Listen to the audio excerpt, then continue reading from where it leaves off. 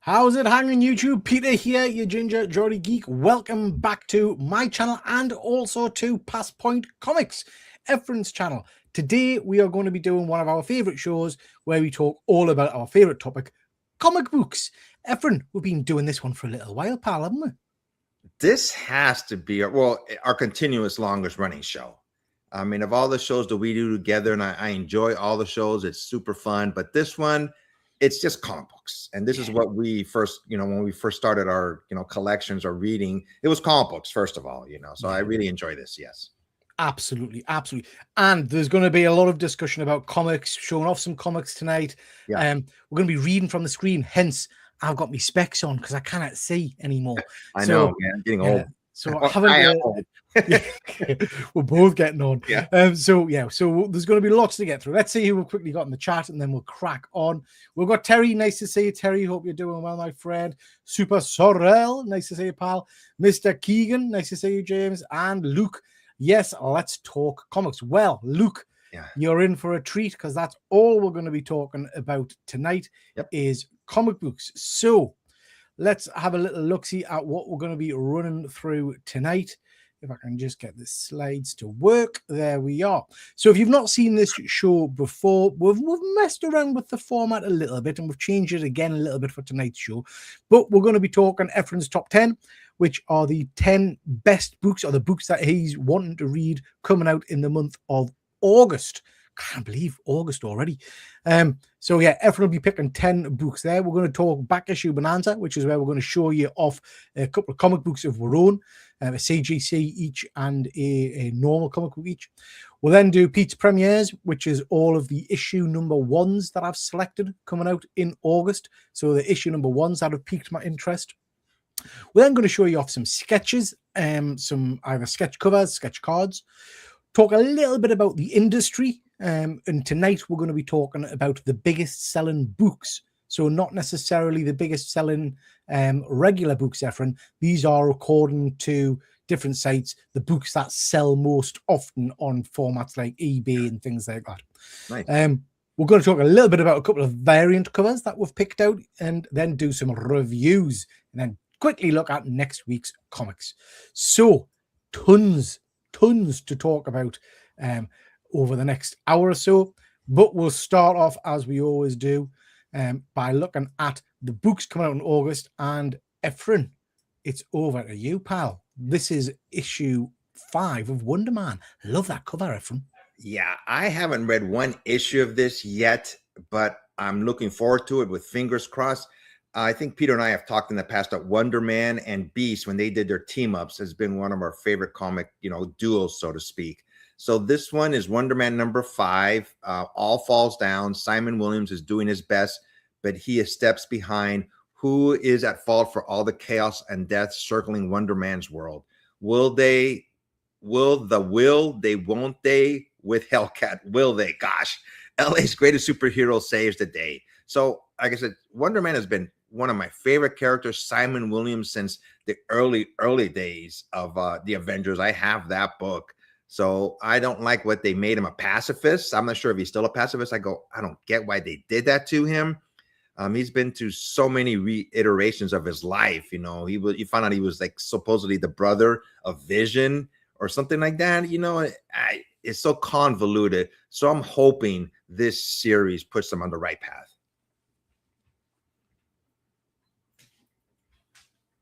Peter, I can't hear you. Are you muted? Sorry, I muted myself because my dogs were going mad. Never done that. I've done that. No, the dogs were going crazy, so I had to mute myself. Yeah. So Simon is his brain patterns are what were used to kind of give Vision his personality. So they're kind of the same character, which is why you get that weird love triangle, don't you, between Scarlet Witch and the Vision. I love this character. I love Simon. There's a new version of Wonder Man in the Marvel Universe at the moment. He's getting one of the power boxes.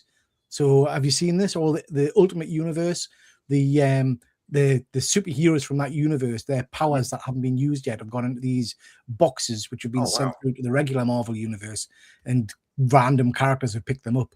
So there's a new Wonder Man book out, which I think is more in line with the Marvel MCU version, I guess. We've got John in the chat. Nice to see you, John. Hello and good evening, Peter and Efrain and mods and chats. Nice to see you, John. Thank you for joining. So yeah, excited to read this. Wonder Man, big favorite character of mine. Yep. Did you just nearly drop your mic? My phone dropped. Dork Efrain. I like this book. Yeah, I've been reading this since the very beginning. Again, one of these indie books. I had no idea about this character, but anytime a new issue comes out, I try to read it, and then I go from there. I've really been enjoying this series. It's written by Brett Bean. It's a new story arc, so I guess the last arc, they're going to finish it. Dork learns that fate can be a cruel mistress, or in this case, a wise-cracking know-it-all creature that lives inside the damn crystal the bone witch trapped him in. Gosh, that's a lot. I like his shield, but it's got like a personality of its own. It's like a crazy shield, just wants to kill, you know? So I have really been enjoying this series so far. I don't know if issue 1, I might have a look. Issue 1 went crazy. I mean, the value of it was insane for a while. I don't know if it's kind of course corrected and it's come down. Anybody in the chat who's up to speed with comic prices, has Dork issue number 1 dropped in value a little bit? Because it was going for close to $100, if not more at one point. But yeah, good little series. I enjoy that one. It is good fun. It is good fun. Oh, Efrain. No. I've been enjoying this book. I don't know why. It's just basically all fighting. This is Final Boss number 8, written by Tyler Kirkham and art by Tyler Kirkham. He just like is this character. He's like in an island, and I believe this is the one with the island. I read so many books, but he powers up, and they show when he fights an opponent, they show like his strengths and weaknesses. It's like a video game that became a comic book, basically, you know. But I have been enjoying it. It's just reckless fighting, basically. So I read issue 1, and I haven't read on. It didn't do anything for us. But I think it's not an ongoing, I don't think, is it? I don't think so. But like I said, just random fighting and just kicking butt. So I have been enjoying it. It's an easy read. Yeah. I might pick it up in trade paperback once it's finished and give the full story arc a bit of a read. But yeah. I love that cover as well, mind. Yes. If anybody's been reading the X-Men books, Magneto, he came back from the dead, and he's not the same Magneto. Basically, he's in a wheelchair. I think they did it just because of Xavier, you know, to say the correlation. But his powers have been weakened, and he's been in the X-Men books, but he hasn't been up forefront. He's been like a background character. So this one is X-Men number 33, written by Jed McKay. The X-Men race against time in order to prevent a gravimetric disaster, as the subject of their rescue mission has turned into a bomb that must be defused. But the X-Men have a temporarily revitalized Magneto on their side, even if his own strength dwindles with every tick of the clock. I'm not sure why they depowered him, so to speak. I liked him more when he was at full power, all just him being so arrogant. But to me, I don't know. They've underutilized this character so far in this series. Yeah, I mean, I love this cover. I think this cover is incredible. Yeah. I have to say, I've said this before, and I know Magneto is a more complicated character, but I wish Magneto to me should be the main X-Men bad guy. I don't like him living in with the X-Men and being, make him the big formidable bad guy again for me personally. So yeah, not a huge fan. Sorrel's asking, has the X-Men books gone back to normal yet since the last silly crossover event? I've stopped. I gave him a few issues, Sorrel, and then I gave up, pal. I have to be honest. What about you, Efrain? Are you still reading the regular books? I'm still reading the X-Men books, no matter what. These are one of the very first books I ever read, along with Fantastic Four and Avengers. Yeah. When the book comes out, through thick or thin, I will be there for these books. So it's just something that if I could only read books, as much as I like the indie books now, I would still pick Marvel books. It's just something that I just grew up with. So here's a question for you then, Efrain. All of that said, is it a good book to read? I get why you're reading it, but is it a good book to read? I would say for the last 5-ish years, I hate to say this, is the X-Men books to me have just been normal. Nothing just really that just grabs your attention. No absolute no absolute like mega event to me like that. But I read them because it's almost like a comfort read. Yes. But nothing crazy now, you know. Yeah, no, I absolutely get that, Efrain. You read it because you've always read it. You know, I've got things like that as well. But I have to say, X-Men for me, the main X-Men titles haven't floated my boat for a long time. I was really excited when they did the relaunch, and I thought, you know, the new kind of push after the X of Swords and all that kind of stuff was going to be a kind of a resurgence. It wasn't. But it's interesting. I really think now that we know we're getting mutants back into the MCU, I think they're going to have to do something pretty drastic with these comics to make them accessible for people. So if people are going to the cinema and excited about X-Men characters, I can't imagine them picking up a current X title and understanding what the hell is going on, because it's so convoluted and strange. They almost need a restart, you know, a refresh.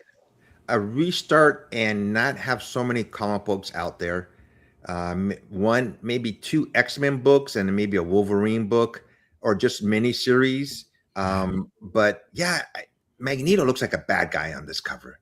Yeah, you know, so that's why I picked this cover. So yep, I'm keeping my fingers crossed, like I said. You know.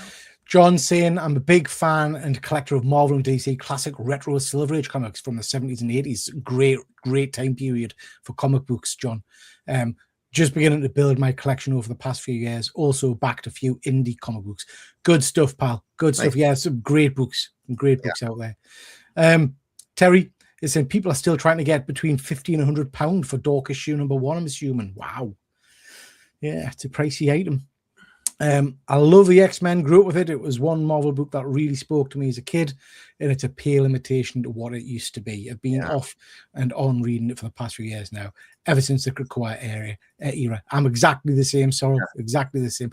I want to love X-Men because I love the characters, but I do struggle with them. I do struggle with things. One quick thing, John Platt, if you haven't gotten this book, I highly recommend buying Days of Future Past. It's only 2 issues. I believe it's issue 140 and 141. John Byrne, Chris Claremont at their top. Yeah, phenomenal. Phenomenal book. Okie dokie. So, Feral guest star in Stray Dogs. Yeah, I know. I've been reading this book from the very beginning, Peter. I know you kind of gave up on this book, you know, but I have enjoyed it. It's written by Tony Fleece and Trish Forstner wraparound cover. So these are basically cats at the very beginning when there's a rabies outbreak, and they're trying to escape, and you know they end up in a pet store. And at the end of that issue, towards the end of the issue, they capture some dogs, and some of the dogs are from Stray Dogs. Yeah. And the little dog from Stray Dogs, I forgot what kind of breed it was, but she kind of remembers, you know, they say dogs just don't have the memory that humans do, obviously. So she looks at some of the dogs and goes, do I know you guys? And they're part of it now. So like I said, I just have been enjoying this story from the beginning. Love Stray Dogs. Love Stray Dogs. One of my favorites. Excellent. Gosh, that'd be one of my top reads. That book's about 4 or 5 years old now. I can't believe it. Yeah. But that was a great storyline.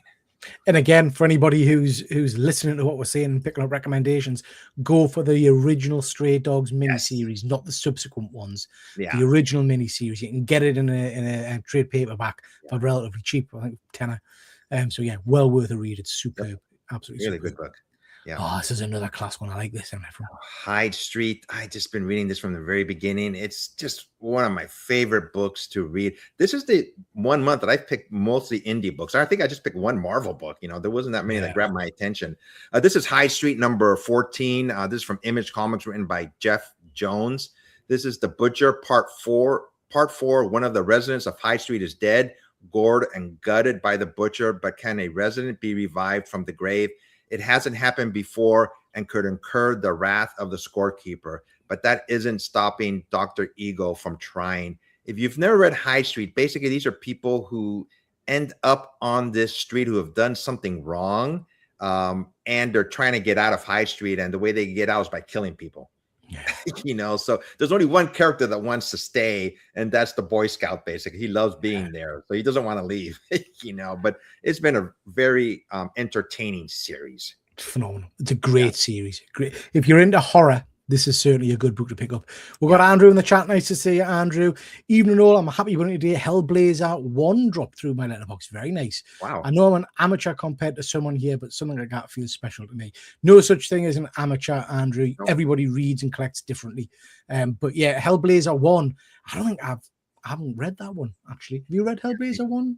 No, never. I don't think I have the book, so now I'll never have. But congrats. Yeah. Very cool. Very cool. My personal favorite comic in the collection has to be a black and white Fantastic Four issue that has gorgeous first Morbius cover art of Johnny Storm, the Human Torch, flying straight off the cover at you. Nice. Very nice. Yeah. Very cool. Very cool. Okay. Yeah. Okay, Efrain. So this is Only the Savage Are Left. This is by Dark Horse, written by Zach Kaplan. With little time, Ryder and her new grizzled and immoral mentor must track and kill the behemoth monster of all monsters.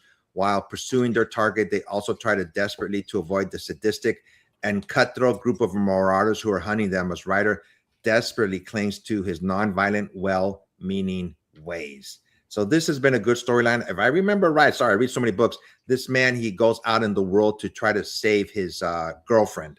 And they're telling him not to go, and he's just trying to, return her to him. So this is issue number 3, and it's been a good read so far. Not the greatest read, but like I said, these indie books, I'm starting to gravitate more and more towards indie books. I just really enjoy them because they're fresh and new. I really enjoyed the first issue of this. It was something different, something new. So yeah, no, it's a good read. And again, the kind of the post-apocalyptic landscapes of death and dying, like the Walking Dead kind of thing, are very popular at the moment. But yeah, this is a good one. I really enjoyed it. Good stuff. I like this cover, Efrain. Yeah, me too. I more and more I am reading. I wouldn't thought I would never say this, but I'm starting to enjoy DC books more than Marvel books. I thought I would never say that in my lifetime, but ever since Absolute came out, even the regular DCU universe, they have been good reads. And this is Detective Comics number 1111. Honestly, when I looked at this cover, that was a cover grab for me.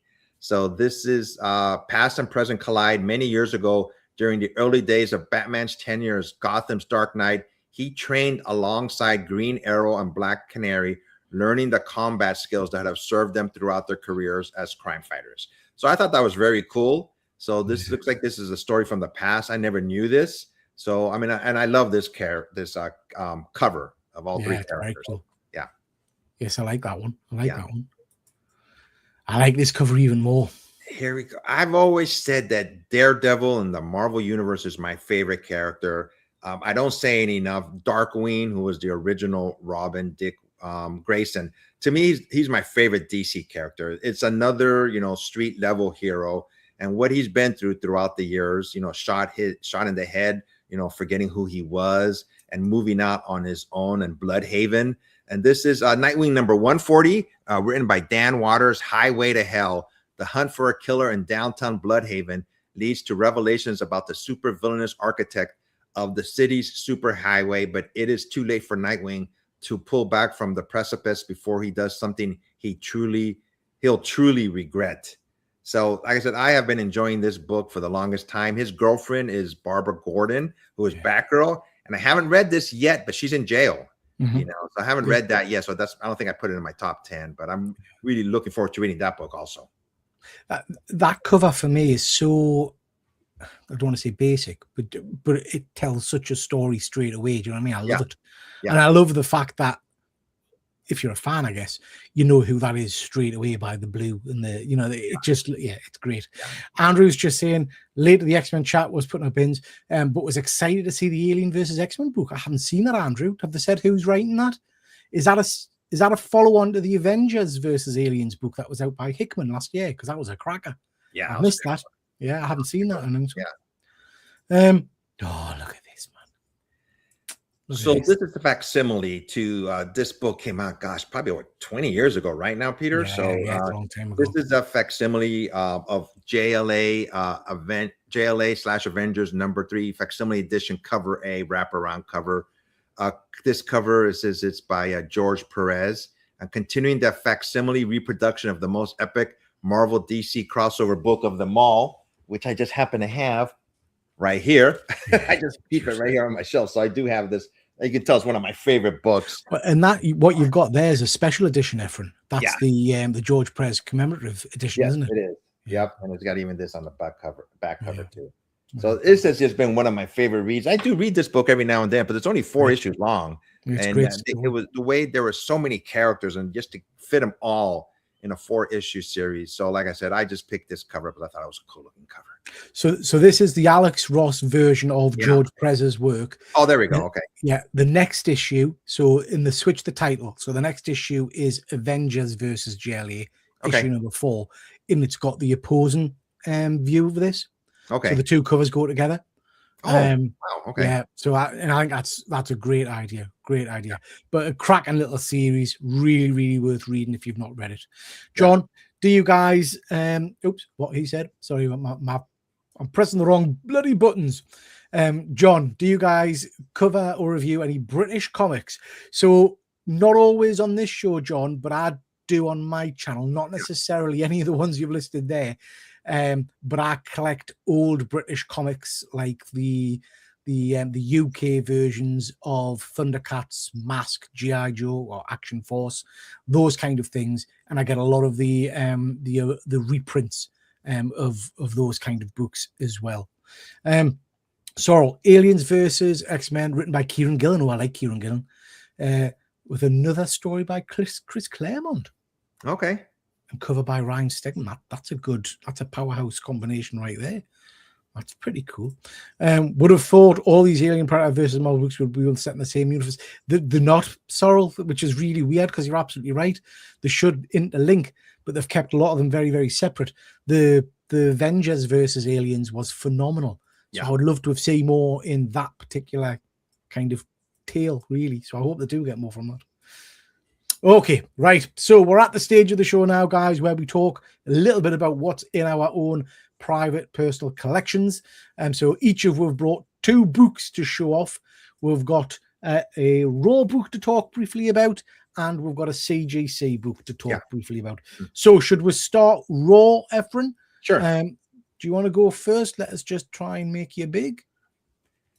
I keep forgetting. How many times? Oh, there we are. There you are. What you got?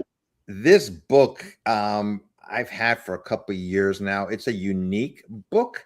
I don't think I've ever showed it even on Instagram or YouTube. This is a color activity book, Marvel Superhero Secret Wars. Oh, nice.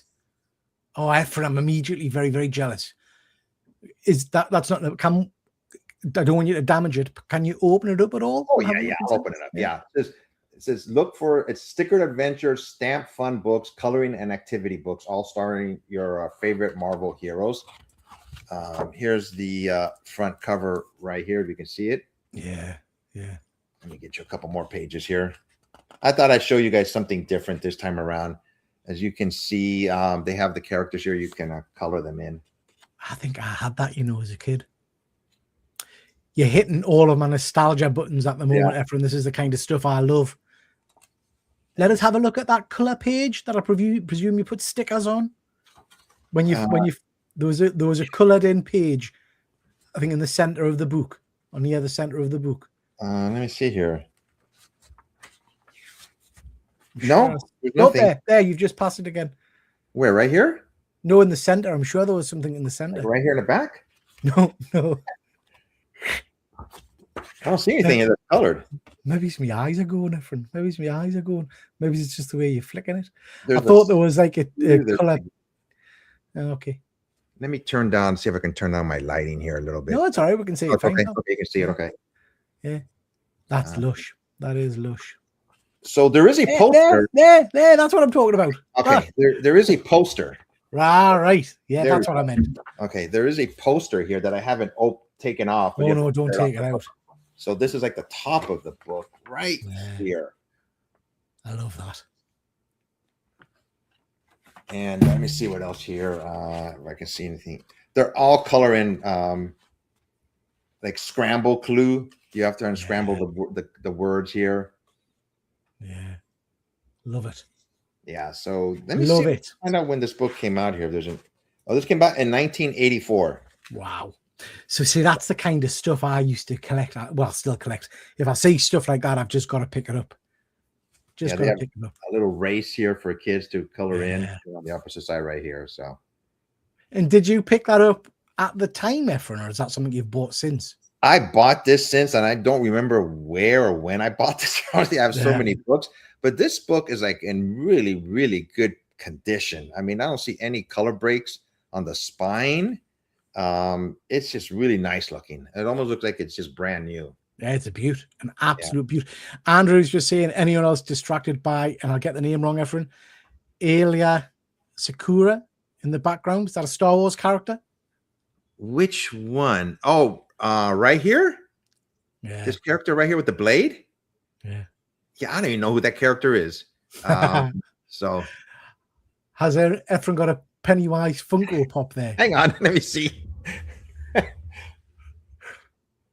Which one? No, this is. Oh, I do. Oh my God, good eyes, Pharrell. doesn't even know what he's got in his collection.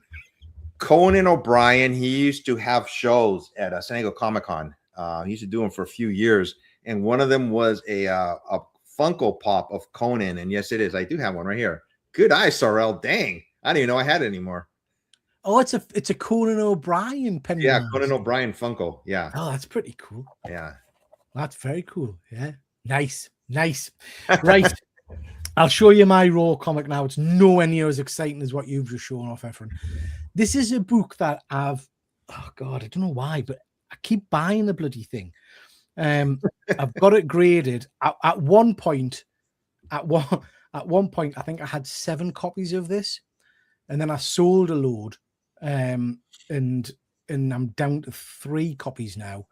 And then I spotted this for sale for a great price, and I just had to have it. And I know you've got a copy, Efrain.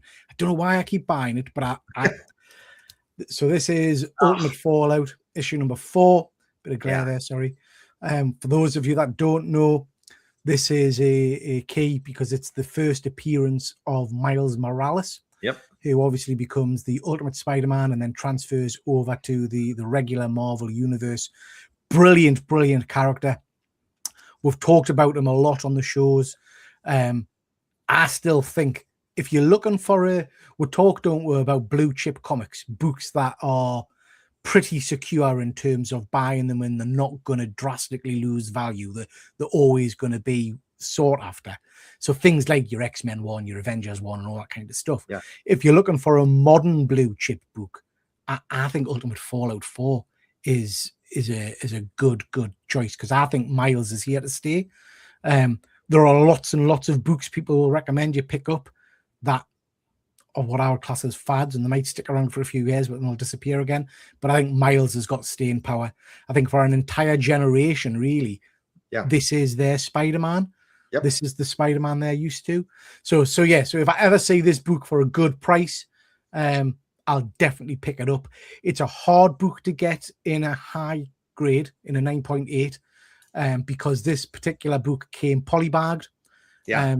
And the polybag quite often damaged the spine. You got some rubs on it and things like that, stacking rubs, but it's quite a hard one to get in high grade. This particular copy, I think I'm crap at grading. I am rubbish at grading, but I do think this is a contender. I can't see any issues with it. There's maybe a small spine tick there. So maybe it's a 9.6. And if the CGC gods are smiling on us, potentially a 9.8. I don't know. Yeah. It'll come back a 6 or something probably. But yeah, that's Ultimate Fallout. One of my favorite books to grab a hold of. You've got that one, Efrain, I'm sure. I think I've had 2, but I sold one, but I have one left, and it is graded a 9.8. You know, I got lucky. You were saying I know another book that I would recommend. I don't recommend people buying books because it's not my thing, but you mentioned this one. I think Invincible #1. Yeah, another one that I'm been looking for that one recently. You're looking big money, Efrain. So I had a copy years ago, signed by Robert Kirkman, 9.6, and I sold it when the cartoon still came out, and I've regretted it ever since. Yeah. That book's now $2-3 grand. I've got a raw copy that I'm waiting to send off to CGC. But it's got some issues. So I'd be surprised if it comes back higher than an 8. potentially. But I've gone down an Invincible kind of rabbit hole at the moment. And I don't know if you know Efrain, but his first appearance technically is Invincible issue number 1. But a bit like Wolverine and things like that, there are a whole host of books beforehand that had kind of either previews of issue number 1, and they go for quite good money. So I'm trying to collect all of those at the moment. So there's a G.I. Joe, there's a Savage Dragon, there's a Masters of the Universe, and what's regarded as the first appearance, technically, because it's a preview and it's the date that it came out, is a book called Tech Jacket number 1, which goes for around about, if you can get it raw, which I just have from America, you get it around about 200 to 250 pound. If you get it graded and you get a 9.8, it's worth around about £1,000. Wow. So yeah, big nice books, but very, very cool. Very, very cool. Let's have a look. Is Efrain in someone else's house? No, this is I've shown this background every now and then, but it's been a while. But this I'm in my hallway basically. Yeah. Alex, Spider-Man 2 trailer is live. Watch it after this, Alex. Watch it after this. Super Sorrel feels like we should play I Spy with the backgrounds. Yeah, some good stuff in both the backgrounds. John, I have the first issue of Micronauts. Great series. I love that. And what I bought during my trip to my local comic store back last year, it was one comic that was recommended to me, but I wasn't looking for it, but lucky to pick it up. Yeah, it's a lovely book. That Micronauts is a great little series. Enjoyed that one. Okay, moving on, guys. We are now talking about my premieres. So books that are issue number 1s coming out in the month of August. Well, I've got this. So this is the launch of this new Midnight universe, this new kind of the Marvel's answer, I guess, to the Absolute universe. Midnight X-Men issue number 1. There's a whole host of books. There's a Spider-Man and a Fantastic Four version. This is the all-new, all-disturbing universe begins here. Basically, they're trying to make all of these characters a bit more horrific and a bit more adult. So the clock strikes midnight and it's dark dawn of a new era. The shadows of New York are stalked by vampires and the mutant empires. The sword of Damocles hangs over the peace between these two species and the fractions within them. An outright war is brewing, and the unturned will be caught in the crossfire. Written by Jonathan Hickman, who's a great writer. I think this could be really, really interesting. Really interesting. So, and I just love that image of Nightcrawler on the front. So yeah, looking forward to getting into this one. This one that you're interested in, Efrain, have you heard of this one? I seen it when we were picking our choices. The only thing I have to say is they just did a vampire crossover across the Marvel universe. They did. Where vampires were able to come out during the daylight. So I'm not sure, why they're doing this one again. Maybe I don't know. I'm keeping my fingers crossed, like I said, because it's a Marvel book. But they just did a vampire crossover book. They did with Blade, isn't it? Yeah, it was Blade. Yes, Blade became a vampire, a bad vampire, basically. Yeah. So yeah. Yeah, Andrew can't help but feel that Midnight X-Men should have a better cover. I don't mind. I'm trying to work out if that's meant to be Storm behind. That's what I'm thinking. Crawler. Yeah, like her little. Because it's like a tiara thing, isn't it? Tiara thing, yeah. Something in the hair too. I hear what you're saying, but Andrew, it's not exactly the most exciting of covers. I'm wondering if there's going to be there's bound to be a whole host of alternative covers, isn't there? Yep. Oh, look at this cover. This is, I love my Masters books. There's not a lot of good Masters of the Universe comics, I have to say, but this is an absolute cover buy for me. I think that rendition of Skeletor and some of his crowd is phenomenal. I love Trapjaw up front and center there. And this is a new little series where it's talking about the origins of some of your favorite heroes and villains. In issue 1, we meet Skeletor, a power-hungry demon mage determined to seize control of Castle of Grayskull. So it's telling the origins of some of the Masters of the Universe. So someone like yourself, Efrain, who potentially doesn't know much about the lore of He-Man and Master of the Universe and might be interested post the film, this is a good little series to get to know some of the characters, I think. But absolutely a cover buy for me. I think it's a stunning piece of art. What do you think? I was thinking the exact same thing you said. For somebody like me who doesn't know anything at all about Masters of the Universe, I think this would be a good read. Yeah. Yeah, looks pretty cool. Sorrel's back. Spider-Man trailer is awesome. We'll check it out after the show, Sorrel. We'll check it out after the show. This sounded interesting. This, again, spotted the cover and just thought, what in the hell is that? There's a whole host of variant covers, which slightly worried us, Efrain, because you talk a lot about a book called Grimm. Do you know Grimm? Yeah. And this, the variant covers are very, very similar to Grimm. They've all got sides and things, but it looks interesting. So the smash hit series is back. Bad news, you're dead. Good news, you can join a band of death knights and help protect the world from necromancers and cosmic horror. The pay's not great, but you'll love your co-workers. So grab your spirit weapon and prepare for battle against the primordial enemy. Just sounds fun. The cover jumped out at us. It does sound very similar to Grimm, though. But I don't know. I think I'll give it a go and just see what it's like, see if it's any good. At first, I thought the artwork was Alex Ross on the cover, to be honest. Yeah. But yeah, it's very cool. Very cool. Sorrel's saying that looks right at my street. Yeah, it does look cool. And he's going to jump on that He-Man book. Maybe the X-Men cover is a window cover. Yeah, I think Andrew's saying it is Storm. The full art is online, so perhaps it's a window cover. Yeah, not sure, pal. Oops, sorry, I'm pressing the wrong bloody things again. So yeah, I think this looks cool. I'm looking forward to that one. Yep. Now, Sorrel thought of you when I saw this one. Now, I haven't got the foggiest of the publisher of these. I haven't heard of them before, but this is called The Accessories. The cover artwork didn't blow us away, but it did intrigue us enough to think, what the hell is that? Basically, it's the sidekicks or the kind of the helpers of a load of horror icons. So you've got Ego, Renfield, Mrs. Hyde have aided their masters' diabolical missions for decades, but today is the day they stop being loyal. Today, the real horror walks out the front door. The looming question is, what do they do now? These three discarded servants find each other in the fallout from forming a band of gawky but determined anti-heroes caught between angry villagers, vengeful monster hunters, and furious former employees. I think this could just be fun. Yeah. So yeah, I think it could be fun. Some interesting characters there, some good kind of mix of different horror icons, I guess you would say. So yeah, looking forward to that. I'm just realizing as I'm prattling on, friend, we didn't show with CGC books, did we? We didn't? No, we'll do that in a minute. In a minute. Yeah. So yeah, I think this looks cool. Looking forward to getting into that one. And then this one, again, another one I hadn't heard of by Image, Regicide. Again, the cover just looks really, really good. Blood and gore, always kind of my cup of tea. And it's a vampire-based book again. So a doomed march through Transylvania. A farmhand lives a simple life until village elders insist he set out for the capital with a dangerous stranger. The mission, kill the murderous viceroy of Transylvania.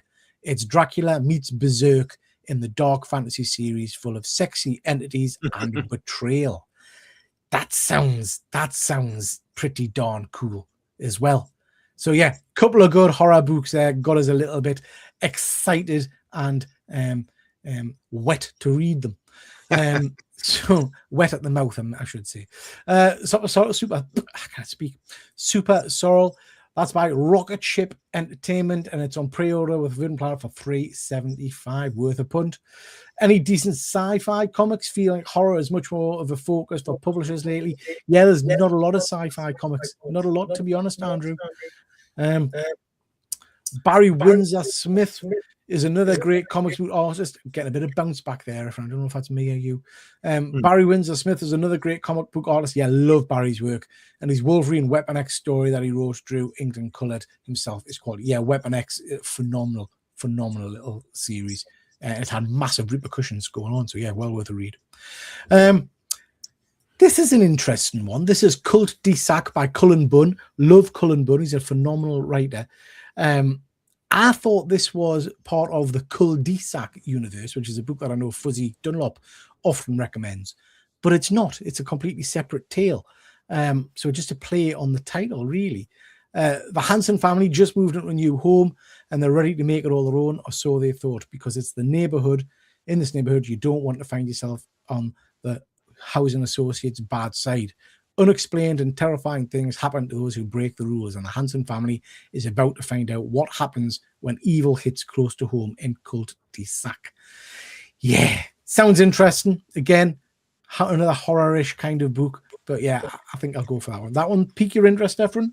Yeah, it does. Actually, I was talking to my daughter yesterday about her HOA fees and, how sometimes they're so expensive, So yeah, I'm definitely going to read this book. Yeah, well worth a read. Yeah. Andrew, I'm just thinking your comment about sci-fi a second ago. I haven't got any comics to recommend, but I watched a trailer the other day, which I thought you might be interested in. Was it The Last House or something like that? Where the entire, it's not the movie that's coming out with Ewan McGregor. It's another one where basically everybody in the street gets sealed within the houses and can't get out. Yeah, and it looks like, I think it's like an Alien type movie. But it looked really, really interesting. I can't remember what it was called. Was it I know that one. The Last House or something like that, I think it was called. I have a sci-fi book I've been reading. It's The Last Starship. It's from Star Trek. That's been a good one, but they bring back Captain Kirk to save the day. I think it's right before the I forgot what the name of those crystals were. It begins with the letter D. Dilithium. I think that's just when that happened. Somehow the Borg Queen from the TV show, who became a different person, if you remember from Picard, she's in it, and she resurrects James T. Kirk, and it's been a good read. So that's that is a sci-fi book that I recommend right now. Yeah, I'm a couple of issues behind on that one, but I really enjoyed it because it's after something that I wasn't familiar with, but I know you guys saw it in one of the in Discovery. I think The Burn, is it, where all the dilithium explodes and all the starships get destroyed. Yep. But yeah, no, I've been really enjoying that. Been really enjoying it. Andrew saw the trailer this afternoon. It's The Last House. Yeah, on Netflix. Yeah, that's the one. That's one. It looks interesting. Does look interesting. Okay. This one again, loved the cover. I just liked the cover and piqued my interest. I thought, what on earth is this? Critically acclaimed screenwriter and master storyteller Mike Costa joins forces with rising superstar artist Jake Baker for a pulse-pounding new sci-fi horror blockbuster. Pete Sandsborn is a broke former Marine picking up extermination gigs through Lancer, a freelance app connecting veterans with military-grade kill work, wild hogs, invasive predators, and things like that. Things too big, too dangerous for the average person to deal with until a routine Texas hog mitigation job goes catastrophically wrong, leaving Sanborn the lone survivor of a grisly massacre. Now Sanborn's been recruited into an elite crew with bigger guns, better pay, and a new assignment waiting beneath the New York City streets: descend into the sewers, kill the horde of mutant alligators.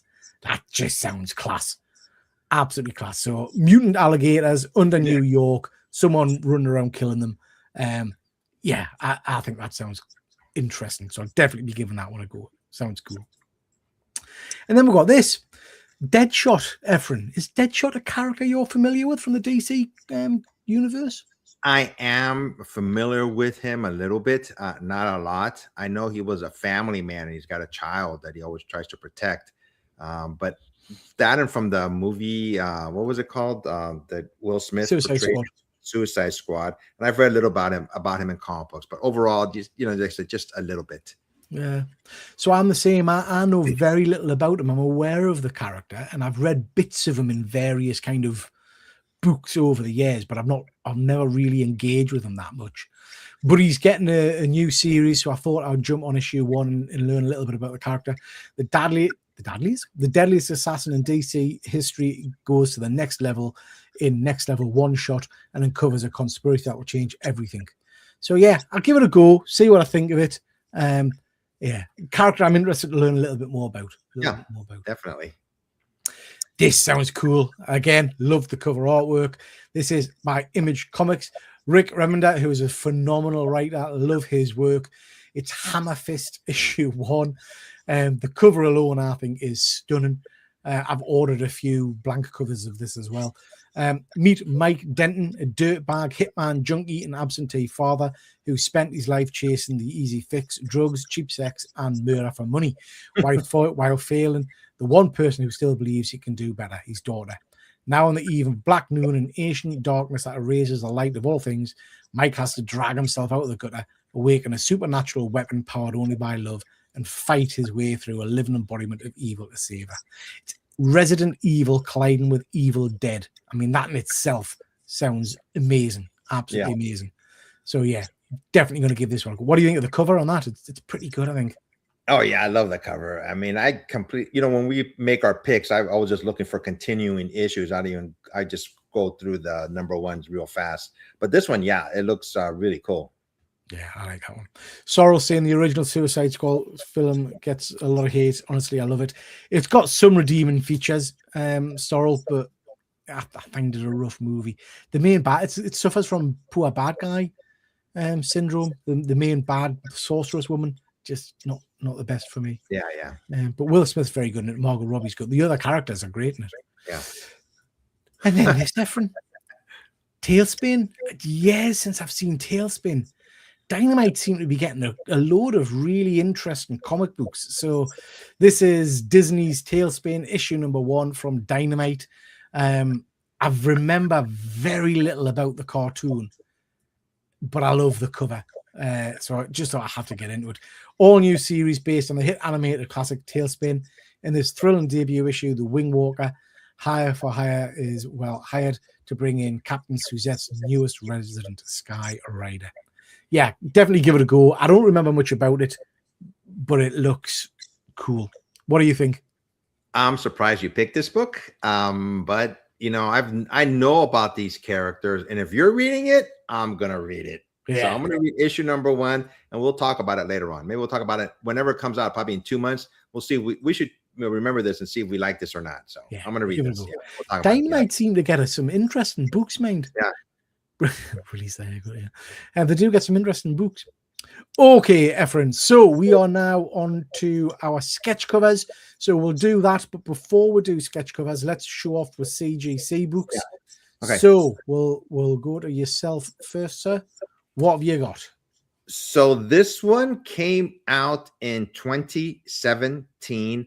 It's a San Diego Comic-Con exclusive. It's a reprint of Superman Batman number 8 version cover. When I first got this, I was debating. I should have gotten more than one of this cover. I don't know what I was thinking, but I only got one, and I did get it graded. And now every time I look at it, I go, damn, this is one of my favorite covers. I should have bought more than one. This is Superman Batman number 1 by Michael Turner. Oh, yeah. Right there. Yeah, that's stunning. Supergirl cover. Yeah. That is absolutely beautiful. Absolutely beautiful. I mean, it's not the original one, which it's from what I remember is very, very expensive. This is a reprint of it. Yeah. But I just love this cover. It's by the late, great Michael Turner. So I just pulled this one out of my collection to show. The cover work on it, it's the color, on it is stunning, isn't it? Yep. Absolutely stunning. Yep. Absolute beauty, Efrain. Absolute beauty. I love that one. So for mine, Efrain, I was reflecting on the show we did last night. And I was thinking that I was probably a little bit unfair to you because I think there was a few negative comments about your great country, the United States of America, and were a little bit negative. So I thought I would remind you of your glory days, a better time, shall we say. And we've got this. This is Avengers issue number 4. Yeah. CGC 3.0. This is the UK pence variant. So you can see, sorry about the glare there. You can see it's a 9D copy. This is Avengers 4, like I say. Captain America lives again. Yeah. So this is where they pull Cap out of the sea in his block of ice and defrost him, and he becomes the hero we all remember, know, and love because he obviously disappears into the water at the end of World War II. Yeah. I've always loved this book. I love that cover. I'm a massive Captain America fan. Love everything he represents, same as Superman. I love this book. Love this book. Yep, and I think a 3.0 is a reasonable grade for this book, for a book of this age. But yeah, it's a beaut, an absolute beaut. Yep. So that is my Avengers book right now. Efrain, let's go straight on to sketch covers. So in this section, guys, we tend to show off some sketches or some artwork that we particularly like.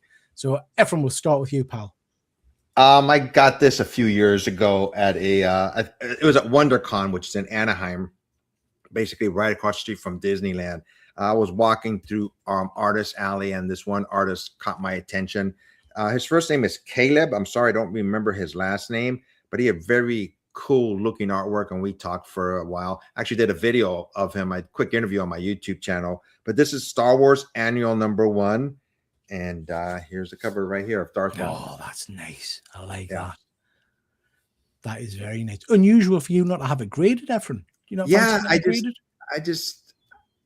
can't remember. He gave it. Yeah, I think either he mailed it to me, or I forgot, or I picked it up. It's been such a long time ago. But yeah, for some reason I just didn't get this graded. Yeah. You know, so these are very cool artwork. Yeah. So this is my cover of Darth Maul. Very cool. Yep. Very cool. I like that one a lot. Okie dokie. So for mine, people who are on my Instagram will have seen these today. I love supporting local artists. I love supporting my friends. And I've got a good pal, James Boyd, who has been doing a lot of great work with Topps, particularly on trading cards. So I asked him to do us a few little commissions. I paid nothing for these, pennies for them, pennies really for the quality of the artwork. So he's done us a few trading cards from what I always tend to enjoy most, which is stuff from my childhood. So we've got this one. Do you know who these characters are, Efrain? I'm going to test you. That's something Fix It, or I know he has different things that come out of his fingers, stuff like that, right? Didn't. Inspector Gadget. Inspector Gadget. There you go. Yeah. Well, this is Inspector Gadget by James Boyd, and he's signed each of the cards on the back. I think these are brilliant, beautiful, beautiful little cards. Apologies for the glare, ladies and gents. And I think the quality of that is phenomenal. Absolutely phenomenal. Like I say, I've paid pennies for these, really, for the quality of the artwork. Next, one of my favorites. Love this one. One of my favorite characters. Efrain, any idea? No. Very much very much a UK thing from a cartoon. This is Banana Man. Eric eats a banana and becomes Banana Man, and that's his sidekick Crow on the back there. Again, just a beautiful card. Love that one. I think this is my favorite. This is again, Efrain, any idea? It looks like Winnie the Pooh. Nearly. This is Super Ted. Okay. So Super Ted and his sidekick Spotty. The quality of this one, the colors are stonking. Yeah. So yeah, love Super Ted as a kid. Just superb. If you've not seen the cartoon, Efrain, he's a teddy bear and he rips out of his own teddy bear skin and he's got the costume underneath. It's a little bit disturbing, really. That's Super Ted. You must know this one. No. Efrain, this is Danger Mouse. Never heard of it. Danger Mouse and Penfold. Again, brilliant, beautiful bit of work. And then this one, you will know this one. This is phenomenal, absolutely phenomenal. E.T. Yeah, look at the detail on that. So yeah, so I've paid how much? Around about 15 quid each for them, I think. 15, 20 quid, I think, something like that. So I think that's stonking value for money. So if you are interested, James is over on Instagram, James Boyd, JB Cards. Please go check him out. He does all kinds of great work, sketch covers, trading cards, all that kind of stuff. Absolutely love those. They are phenomenal. Cool. Okie dokie. Right, on with the show, Efrain. On with the show, and we are now talking about, as I've said, local artists. You can check out those on the website. A couple of bonus picks. So we're throwing a few bonus picks. Efrain, this is yours, I think. So I mentioned this to Peter. We should have one extra bonus pick each. It could be a #1 or it could be a continuing series.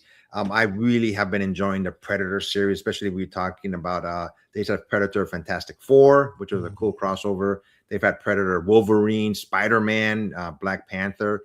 And I think this is a unique one. I don't believe issue 1 has come out yet. I think this will be issue #1. Yeah, this is Predator versus Planet of the Apes when worlds collide. When a deadly yacha crash lands on the legendary Planet of the Apes, 2 worlds will collide for the very first time. So I have, like I said, issue 1 is just coming out, and I love this cover. I really have been enjoying the Predator versus everybody. So I'm curious to see how this one goes along with two great movies, in my opinion, Predator and Planet of the Apes. Yeah. I think this looks great. I'm looking forward to getting that one. Simon's asking, why haven't Marvel done a Deadpool, Winnie the Pooh crossover, Deadpool?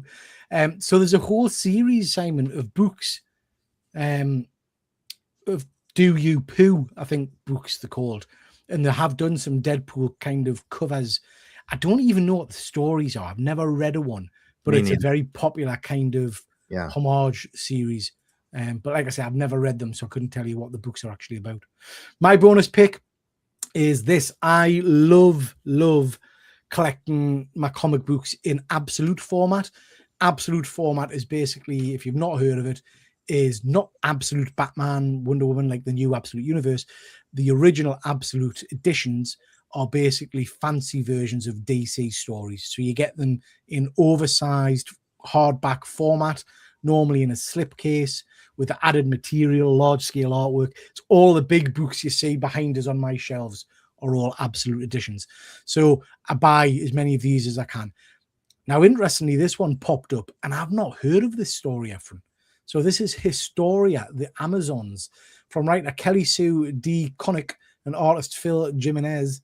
Comes an epic tale of goddesses, gods, rebellion, and retribution. Millennia ago, the goddess of Olympus aired their grievances about the faults of man to Zeus, king of the gods. When their petitions were ignored, they gathered in a secret to create the Amazons, 6 warrior tribes born from the souls of women who had endured violence. This is the story of Hippolyta, a slave who became a warrior who became a queen, and a queen who became a mother to one of Earth's mightiest champions. So this edition presents the multiple Eisner winner miniseries in oversized format. I've never heard of this series. Have you heard of this miniseries? Never, but I'm loving the cover. And if I got this book, I don't think I'd ever want to take it out of the cover. It looks too nice. It's lush. It's lush, isn't it? Yeah. Excellent. And that's why I love these absolute formats. They're just beautiful books. In fact, on the next show, I'll pull a few off the shelf just to show people if they're not familiar with them. But yeah, I'll definitely be picking this one up. I think this looks like a stonker. And it's a bonus that it's a story I'm not aware of as well. Yeah. So I look forward to reading that. Okay, talking a little bit about by the numbers, Efrain, so books that are selling well. So this is from Sales Ed. This is the books that are selling the most in terms of volume of issues being sold. So the ones they see being sold most often on the different selling sites. And it's got some values there of roughly what they think these books are worth. And it's interesting. So Absolute Batman 1 at the moment is the biggest book on the planet. I don't think that's a surprise. I think the series has really, really taken off. I think people absolutely love it.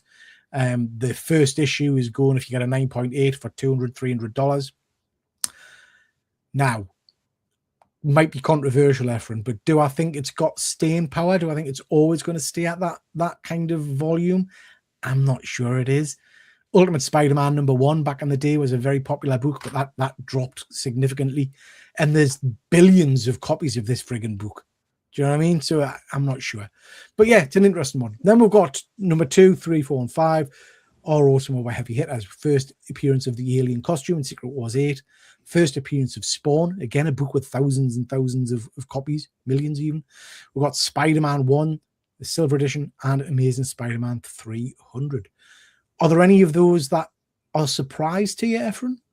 What I find surprising is why Absolute Batman and Spawn #1 and actually Spider-Man Silver, that doesn't make sense. Fair market value for 2.0, 4.0, and some of them say $0. So I'm not sure why they have that on there. That seems incorrect to me. Yeah. I don't know. I'm not sure.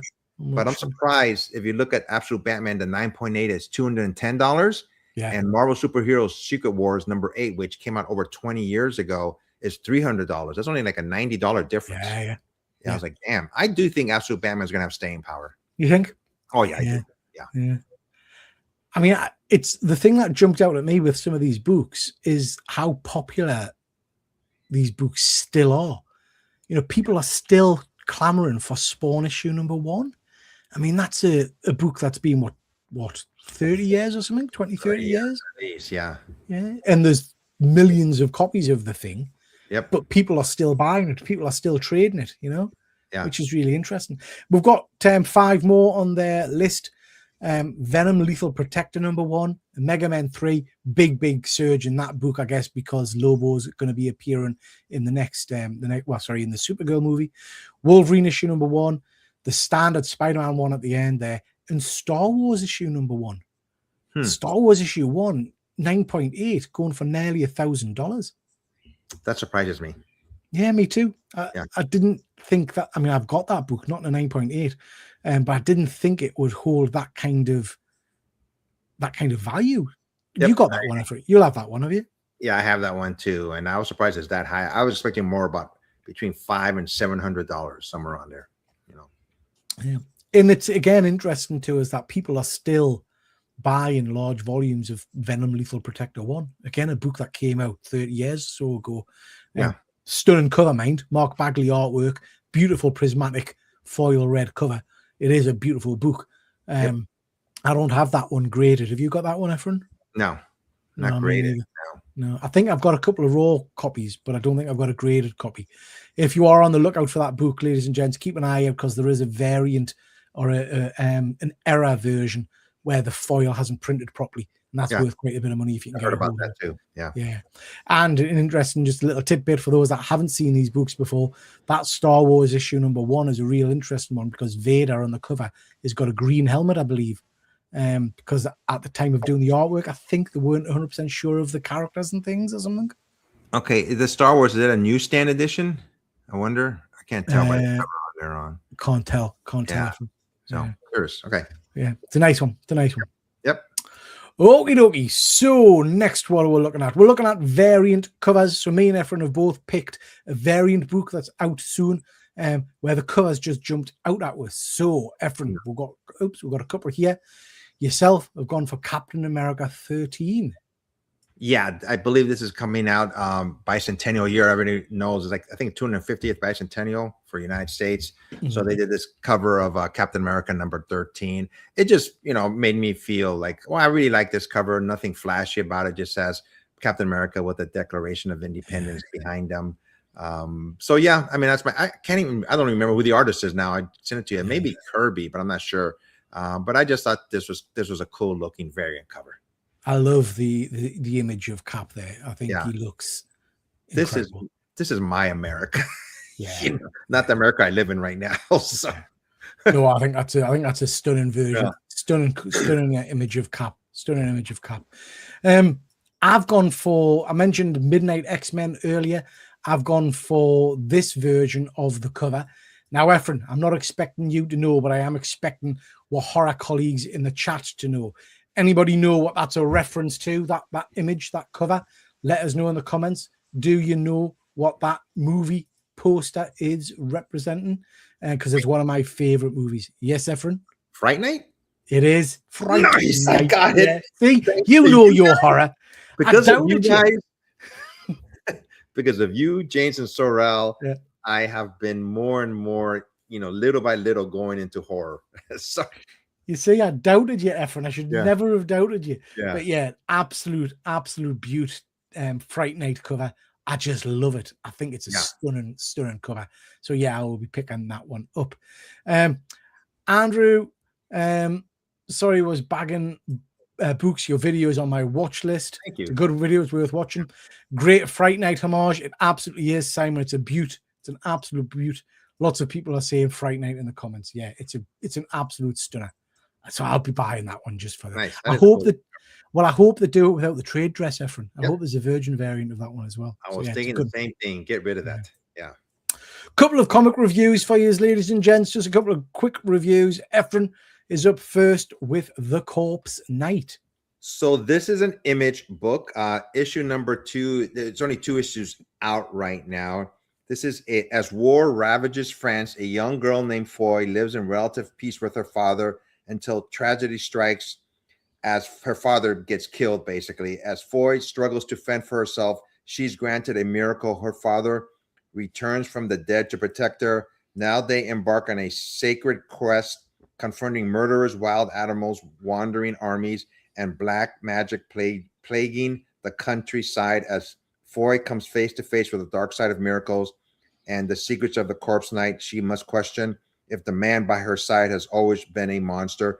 They're basically trying to bring her father back from being a corpse, and they're gonna. This is during the Joan of Arc era, and she, history is, like she brought people back to life. So they're going on a quest to find her. And I found out that the writer is Michael Chase. You might have heard of him, Peter. He's best known for directing horror films, The Curse of La Llorona, The Conjuring, The Devil Made Me Do It, 2021, The Nun 2, and The Conjuring Last Rites. So this is his first writing a comic book.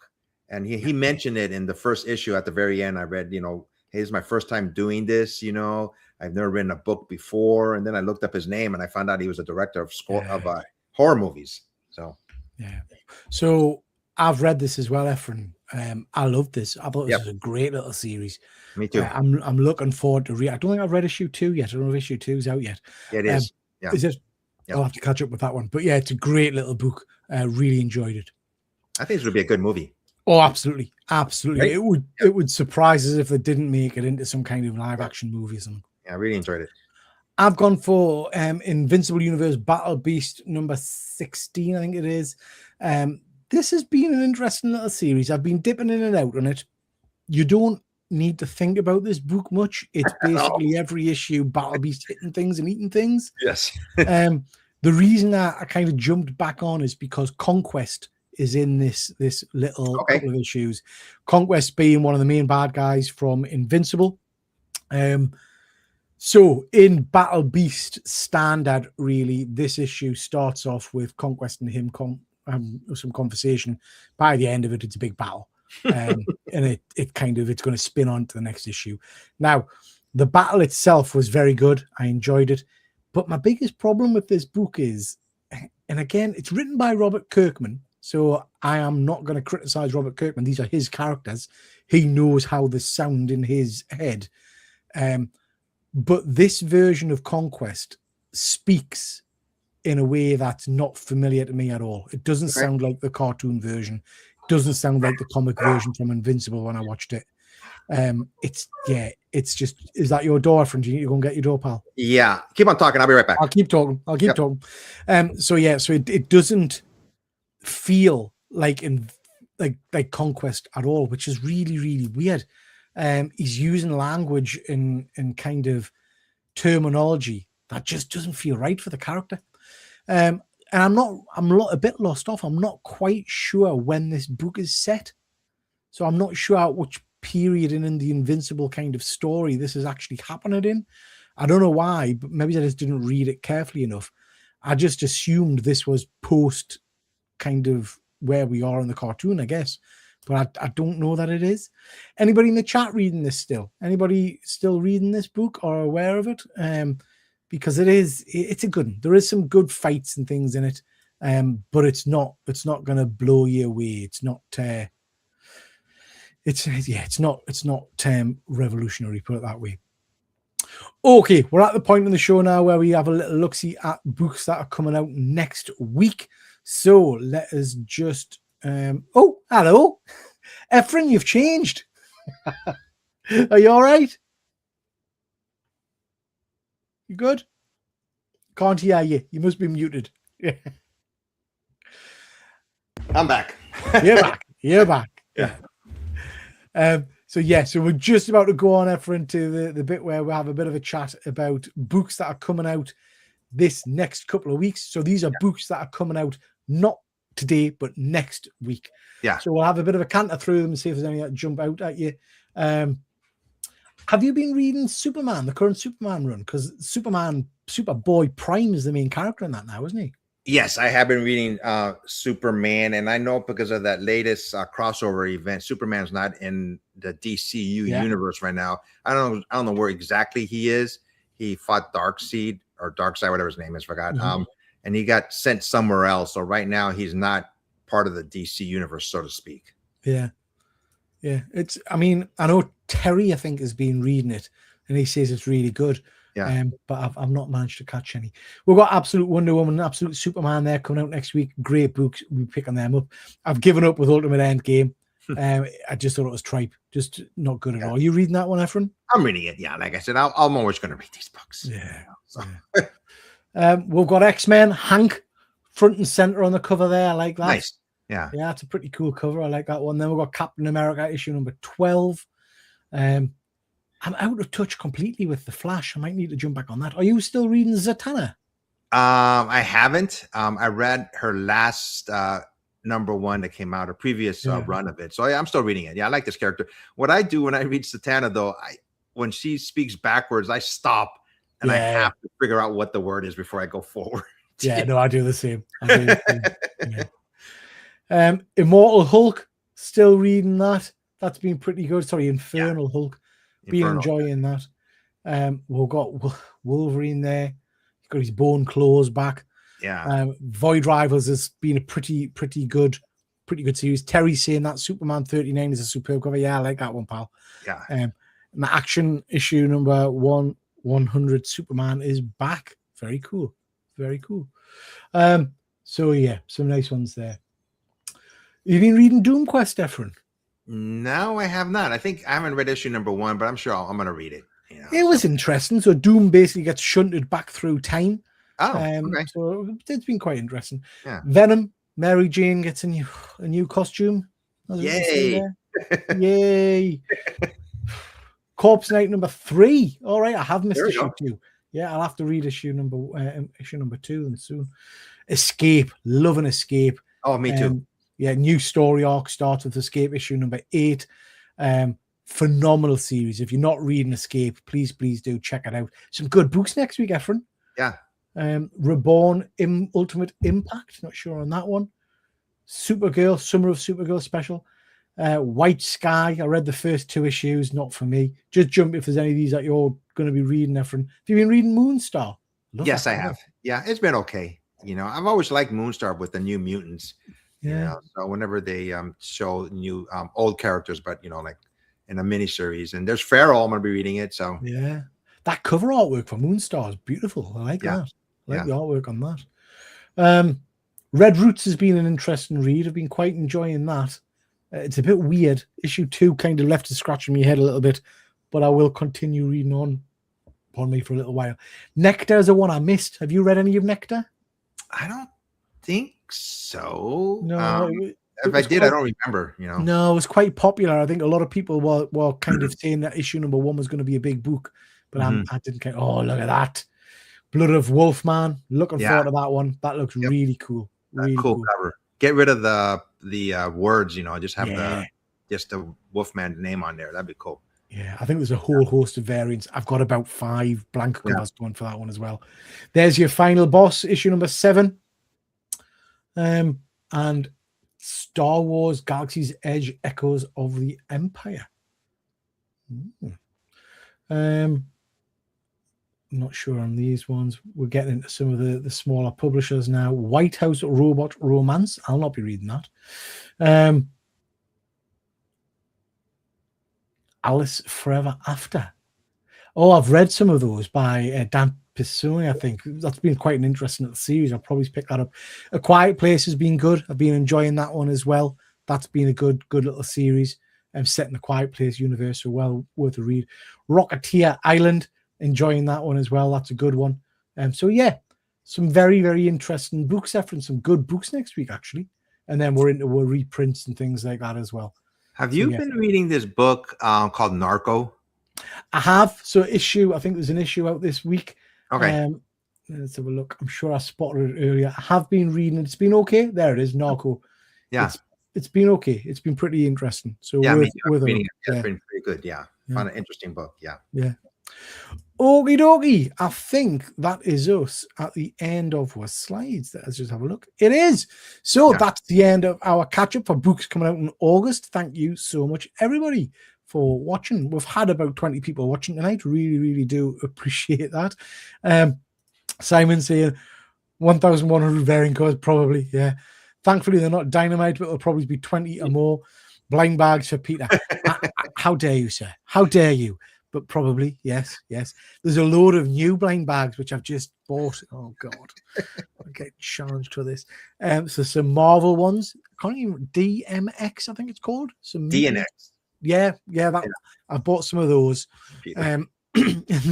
And there's a Doctor Doom one as well. I don't know if you've seen that, Efrain, where every blind bag has got a reprint of an old Doctor Doom comic. Okay. A black and white copy of Doom Quest, a free Doctor Doom mask. That's exciting. Nice. Okay. But I think Marvel, in many ways, are winning the blind bag wars, because in their blind bags there is a chance of you winning original artwork. Yeah. So, with the Daredevil one, there was, stuff by Charlie Cox and things like that. Robert Downey Jr. has done artwork. And in the Doom one, there's a load apparently of surprise sketches being thrown in as well. I'll not get any of them. I'll get all the same cover. But still, the excitement is there. Do you know what I mean? Yeah. So, looking forward to getting some of those. Okie dokie. I think we're done. Thank you very much, everybody, for watching. Efrain, anything else you want to add before we head off, pal? I'm gonna have Peter on my AKA my happy place pretty soon. We got to talk about when he wants to come on. And next week we're also going to be doing the question show, I believe, on a Wednesday. Yeah. So when I'm going to be going to San Diego Comic-Con, so I'm going to be going live as much as I can, either on Instagram or YouTube. I think I'm going to try to go live during Hall H on Saturday. Oh, excellent. Yeah. So I can show everything, and except for the when they show like previews of the films, they really clamp down on you if you're doing that. So I'm gonna try to show as much as I can, either on Instagram or YouTube live. Hall H on Saturday. That'll be fantastic. That'll be fantastic. And then we're back on Tuesday night with another episode of Panel Breakers with the usual crowd, talking all things comic and movie. So, thank you very much, everybody. We appreciate you watching, and we'll catch you next time. Bye.